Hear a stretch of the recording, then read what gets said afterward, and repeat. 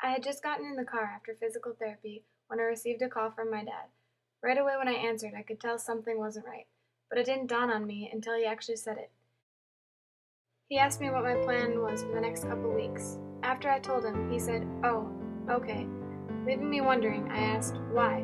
He said, "Well, Grandma and Grandpa are going to need some help with faith." I was so confused. Why would my grandparents have faith? My little 18-month-old cousin. She lived with her parents, my aunt and uncle, and we never really got to see her.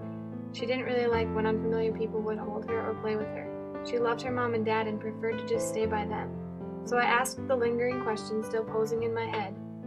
Why? What happened? It turns out that Faith's parents had been arrested for selling and using drugs.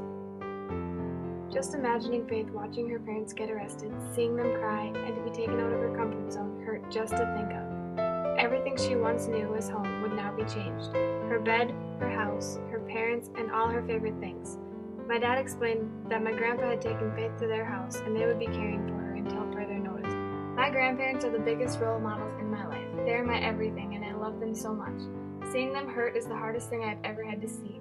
When I got to my grandparents later, my grandma met me at the door and gave me the longest hug of my life. I could tell she was crying, and for once in my life, I didn't.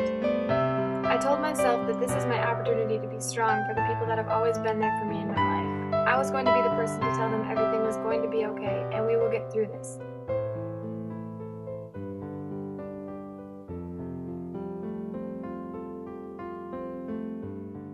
As I walked into the living room, my grandpa was sitting in a chair, rocking Faith. There are no words to describe the sadness and hurt in that little girl's expression. Her eyes were puffy from crying, nose was running, and her lip was still quivering. The first few days were terrible and rough. My great-grandma had recently had 2 heart attacks, so my grandparents were also dealing with stuff related to that.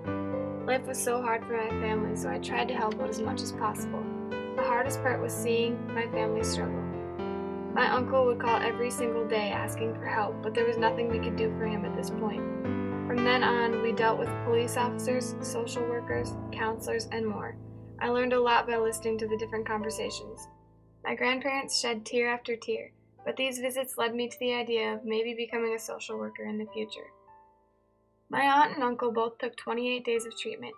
In the meantime, we did everything we could to keep their spirits up and help them get through each day. Right now, Faith is back living with them again. It's hard seeing her move yet again after all she has been through, and knowing the possibility of her having to move again is very high. I grew really close with her during this time, and I'm scared it's going to gradually go back to rarely seeing her again. So far, this experience has made me emotionally and mentally stronger. It brought me closer to all my family, and my aunt grew closer to God. So all in all, I am thankful.